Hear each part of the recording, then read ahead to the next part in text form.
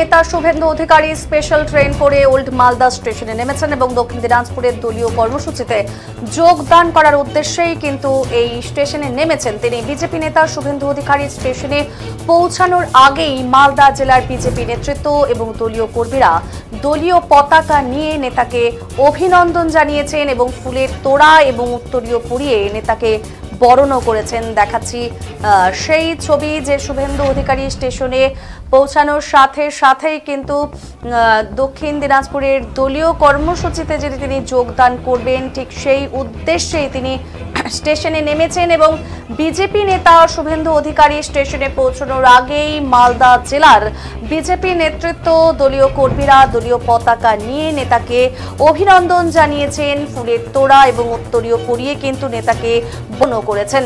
Old Malda স্টেশনে নেমেই BJP বিরোধী দলনেতা শুভেন্দু অধিকারী জানিয়েছেন যারা পূর্ববঙ্গ থেকে অর্থাৎ বাংলাদেশ থেকে এসেছেন তাদের কোনো ভয়ের কারণ নেই, শুধু তাদের সিএএ তে আবেদন করতে হবে, নাগরিকত্ব দেওয়ার দায়িত্ব তাদের। কি জানালেন শুভেন্দু অধিকারী শোনাবো।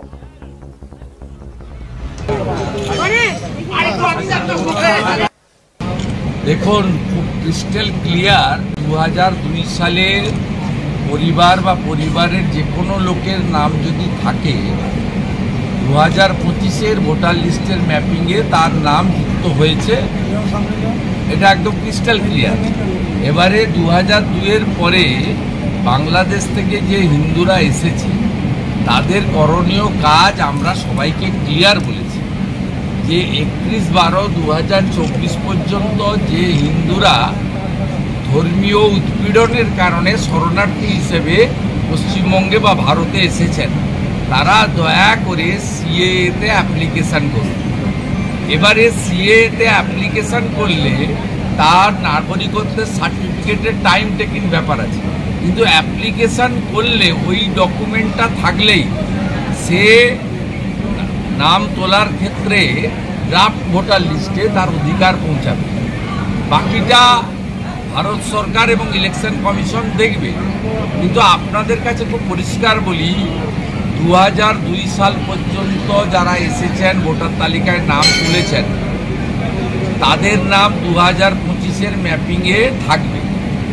এরপরে 2002-এ যাদের নাম ম্যাপিংয়ে আসেনি 2025-এ তারা যদি ভারতীয় হয়, অন্য রাজ্যে বিহারের হয়, ঝাড়খণ্ডের হয়, তারা যদি বাংলাদেশি মুসলমান না হয় তারা কিন্তু নাম তাদের বাড়ি বাড়ি যে বিএলও যাবেন দুটো ফর্ম নিয়ে, একটা বাড়ির লোক পাবে, একটা ফিল আপ করে নিয়ে আসবে। আমাদের কাছে আমাদের একটাই আবেদন, বাংলাদেশ থেকে আসা ধর্মীয় উৎপীড়নের কারণে হিন্দু তারা অনুপ্রবেশকারী নন, তারা শরণার্থী। তাদের জন্য নরেন্দ্র মোদীজি, অমিত শাহজি প্রথমে সিটিজেনশিপ অ্যামেন্ডমেন্ট অ্যাক্ট করেছিলেন 2019-এ, 2014-র 31 ডিসেম্বর পর্যন্ত, কারণ কাঁটাতারের মেড়াটা আপনার সেই পর্যন্ত কাটাপ ছিল। তো আমরা তারপরেও দেখেছি বিশেষ করে বাংলাদেশে বর্তমানে জামাত হেফাজতের হাতে চলে গেছে, মৌলবাদীদের হাতে। হাসিনা ওয়াজেদের তাকে অবৈধভাবে সরানোর পরে 5ই আগস্টের পরে প্রচুর হিন্দু বাধ্য হয়ে পশ্চিমবঙ্গে এসেছেন বা ভারতে এসেছেন। সে কারণেই নরেন্দ্র মোদীজি তিনি 31/12/2024 পর্যন্ত এমএইচের পক্ষ থেকে 14-এর যে অর্ডার তাকে এক্সটেন্ড করেছেন। আমাদের আবেদন বাংলাদেশি হিন্দু শরণার্থীদের কাছে সিএএ ক্যাম্পে নাম নথিভুক্ত করুন। নিজে যদি না পারেন, ভারতীয় জনতা পার্টি এবং রাষ্ট্রবাদী বিচার পরিবারের পক্ষ থেকে একাধিক ক্যাম্পের আয়োজন করা হচ্ছে, সেখানে কম্পিউটার, ল্যাপটপ, প্রিন্টার থাকছে। আপনারা সেখানে এসে ভারতীয় জনতা পার্টির মণ্ডলগুলোতে যোগাযোগ করুন। প্রত্যেক মণ্ডলে মিনিমাম 2টো, কোথাও আরও বেশি সংখ্যায় বিজেপির সহায়তা শিবির এবং বিচার পরিবারেরও পক্ষ থেকে সহায়তা শিবির করা হচ্ছে। দয়া করে আপনারা আবেদন করুন। যারা আবেদন করবেন তাদের পাশে ভারত সরকার যেমন আছে, পশ্চিমবঙ্গ বিজেপি আছে, এটুকু আমি বলতে পারি। বিজেপি 6 থেকে শুরু করবে, 8ও হতে পারে, 9 হতে পারে।